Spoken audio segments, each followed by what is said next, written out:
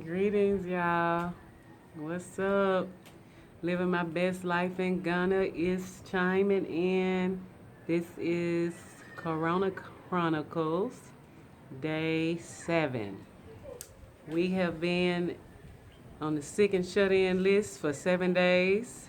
And when I say the sick and shut in list, I'm talking about shelter in place. So we have been in the house for 7 whole days.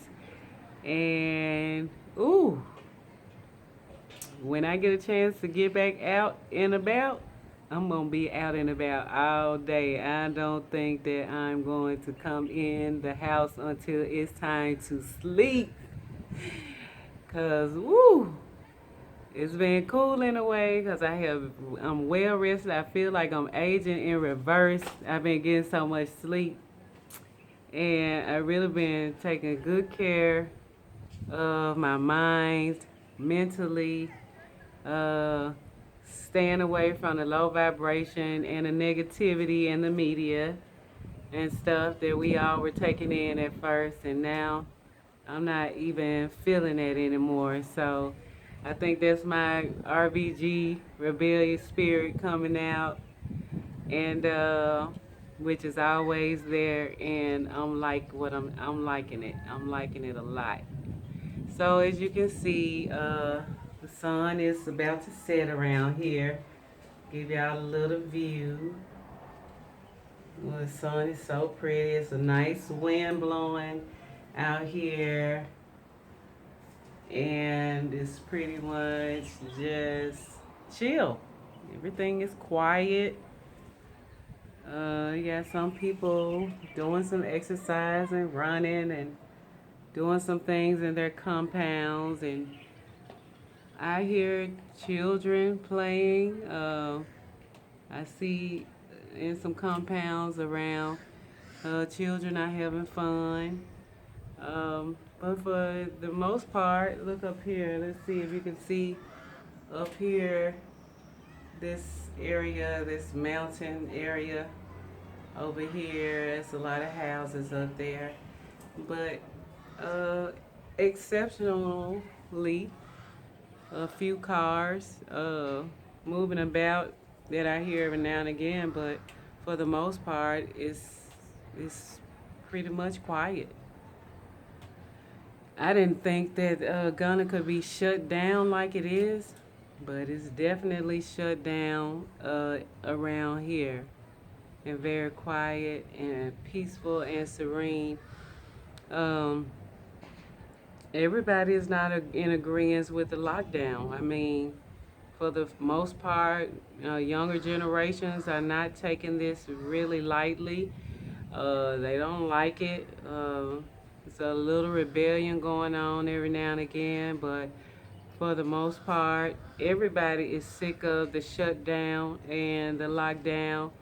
And we know that the coronavirus is not affecting the original African people like it is for all the foreigners and the people that brought coronavirus into the country. So um, everybody wants a sense of normalcy, and we are hoping that it hurriedly comes where um, people can move about again and appreciate, being able to be in motion. That's one thing that I've always preached about to people that know me, about being movable, being mobile.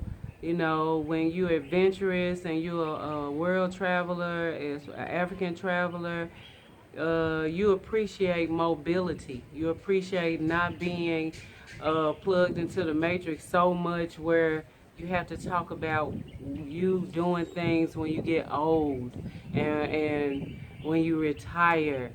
And you don't want to wait till you're old and you're tired. And retired is, you got to rethink is what it's really saying. You know what I'm saying? They want to tire you down, whereas you are no problem to the system. You're not rebellious anymore. You're pretty much going to go with whatever they do to you, whatever they hand over to you. And you cannot afford to have that mindset. We can't have a tiring mindset where we feel wore out, wore down, worked to death, which is what the system of racism and white supremacy really does to our people as a whole. Black people always under their thumb or the foot of racism and white supremacy. So when you understand that you have a homeland and there's a land that you really belong to, that belongs to the land of our ancestors, that means it belongs to us, and we do have a place of refuge that we need to reclaim. Claim it. And start talking about Africa to your family members. Start talking about Africa to your friends. Understand that we do have options. Understand we don't have to be subjected to the system of the United States of America anymore, that we really deserve to have options and move around. And you can't move around boggled down with all those bills and mortgages and the system how it is. You have to let go. You have to unplug. You have to know that there is something greater out here in the world for you, and you have a place in the world wherever you place yourself. So we are no longer going to accept things the way it is after this. We cannot go back to accepting the system for the way it is after this.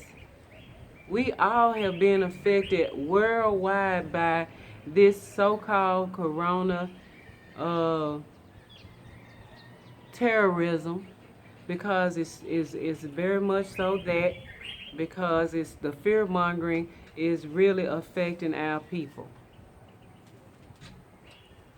And we have Brother Power that has joined me. And I was just talking to our people about not wanting a sense of normalcy or things to go back the way it was before, because we see when we get comfortable and the way things were, that people take advantage of us. The system takes advantage of us, and they're able to uh, put us in lockdown as if we're all in prison or in jail. You know what I'm saying? And that's why I've always been talking about us being mobile, being able to move around the earth, being able to take advantage of having a passport where you can go anywhere, where we should be able to go anywhere without papers. You know what I'm saying? But it's just that because of the system of racism and white supremacy, it has us locked in place where we feel like we can't do anything. We can't travel the world until we retire, and we work on these jobs 40 and 50 years, and they work us to the bone, and have us where we have arthritis and bursitis and bronchitis and sinusitis and all of these different environments that they work us like a dog, really takes over our system and really wears our bodies down. You know what I'm saying?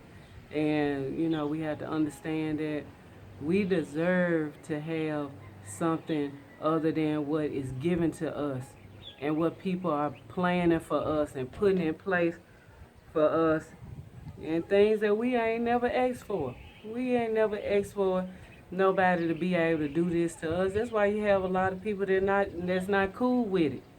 We're not cool with it in the States. There's people that's not cool with it in Ghana that don't want to be locked down, especially the low amount of cases that they have here on the continent. Right.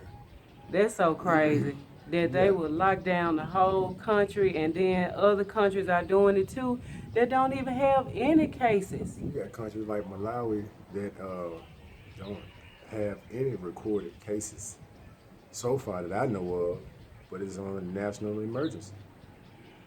And you got a small number of countries, like 5 recorded deaths, maybe 200 infected people. Or so we say infected, whatever they diagnosing is of the virus to be. What's common cold, pneumonia, sinusitis, sinus infection, anything like that, or whatever the case might be. And they know this is the season for that. There are only like 5 people in these countries that passed away, but you got a national lockdown. I mean, so we all know that The other things that play, that's where the call is for people to be calm and be aware. This is the time to start putting out your old books and reading on your agendas that's been going on for a long time, because a lot of times we've forgotten, we've gotten away from it, we got comfortable in a comfort zone. And Look what up we're Agenda doing, 21. yeah, check that out, Agenda 21. And as you go down that rabbit hole, it leads you through other doors and open them all up. And look, go down and look in all of them. You got the time now. You got the time. And understand the circumstances, people. You know, first of all, you know you're not going to be able to lock all these people in place at one time, whether you're in the U.S. or especially here in Africa. And in between, I mean, after that, with that being a known fact, you have people whose egos are going to get in the way, their so-called position in whatever military faction or police faction they're a part of. We know how the behavior of people that's in supposed to be political, not political power, but so people in authoritative positions take with general public. You know, it's shut up and do what I say. And when most of the people, they're not going for that. I mean, it's a sad truth, but they're not going for that. And especially when it's just so much misinformation and no information that's being put out except for talking head, talking points, the same pictures, the same loop videos, same 9 yards. So people, we gotta protect your brain. You gotta protect your heart, your soul. Even though that you in your homes with your loved ones, you can't start getting too short with them, because it's like what people call cabin fever or the syndrome of people being locked away in prisons. Now you see how they feel. And this is, you can move around your house, but just imagine trying to move around your bathroom and live your life in your bathroom. So you should have a little bit more compassion for people that find themselves in the penitentiary system, the slave system, because that's what it is. So it's a lot of time to reflect, wake your mind up to Be certain thankful things. and grateful too. Yeah, to people that you can just look at every day. Yeah. You know, stop calling the police and code enforcement and stuff and crap on your neighbors. Yes. You know, this is a time for you to be out trying to meet your neighbors, especially if you're old or you're in an elderly situation. You need to meet your young neighbors next door. You know, you might need something. You know, you might have some type of accident in your home, but you've been calling the police and the code enforcement on your neighbors for uncut grass and cars in the yard and different things like this, and they're not gonna come see about you. And that ain't African at all. No, We that's ain't not the used to way. act like that. That's not the way. You should go over there and be like, you need some help cleaning up so and so and so. You need some, what you got going on here? What is? Oh, then you find out, and then you know. But this ain't the time for that, people. These folks are not your friends. Yep. Nobody you call, I'm talking about. Ain't nobody you call is your friends. They not.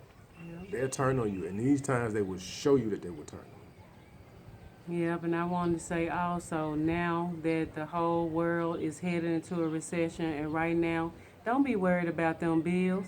Y'all make sure y'all write a letter by hand. You don't even have to type it up. Write a letter to your landlord. Tell them that you are in a direct hardship directly caused by the coronavirus, the environment, the pandemic. You don't have any funds at this time to pay any of your bills. Send them to all of your bill collectors. Send them out to your landlord, to your business, to you, wherever you got somebody holding over your head expecting some money. And it's not our fault that the country and the world is closed down. them. Right? So send out, write a handwritten letter. Don't even try to type it. Email it, write a letter and email it to your landlord. Email it to, if you owe loans at the bank, email it to them. Email it to your credit card companies. Tell them that you don't have the money because your business or your job is shut down. You are directly affected by the coronavirus. Please do this. Don't leave nobody out. Anybody that you can think of, use this time to do so right now. Do it. Don't put it off. And I also want to let y'all know, alert about that they have cut off U.S. passports. They are not issuing any more U.S. passports. They said unless it's a life or death situation, and that will be determined on an individual basis whether or not they give it to you, because they have something else that's coming in place for all of the people that I have been warning and telling for many years to get your passport, your children's passport, when your income tax time come, buy one a passport at a time, buy all of them at one time since you got your taxes. I've been preaching, and now we are at this point, and I will leave a link of the article so you can read it for yourself and see that they are not issuing any more passports after March 19th. So if you even sent in for your passport after March 19th, you will not receive one. I understand what that means, people. That means you can't move. You can't move. Is you are You immobile. cannot leave the United States. And then, second thing for you to think about, the Real ID Act that they enacted for everybody to have the Real ID Chip. chip in what's it, a card. Your ID The card. ID card is that they're even now trying to implement. Look this stuff up for yourself. Like I say, Please I do. always use Dr. Ray Hagen's euphemism is that Don't take believe my me, word for look it. it up for yourself. So that you won't even be able to travel interstately without the Real ID card, unless you have a passport. A passport, which supersedes all other forms of identification, you're fine. I was finna say just then get your passport, but now you can't get your passport. Can't get it. So the situation is real. The situation is It's getting the one that people critical. have been talking about for a long time. It's here. It's not long. Man, what's gonna be in the future? I'm gonna live to see. We living it right now. I'm 48 years old, and Yes. I'm right dab, smack dab in the midst of it. We stuck here in Ghana. There's no flights going out. We supposed to be gone. We here, but we making the best of it. We still living our best life. Cause one thing for sure is when you had them days of stress, cause I'm not gonna fly on here like I don't get stressed out some days. Some days I do get stressed out, but I gotta check myself. For one, don't want no blood pressure issues. I don't want no sickness. I don't want no weakened immune system from stressing too much. So I got to let it go. Sometimes you got to turn the news off. You can't listen to none of that COVID news. Is what I call it.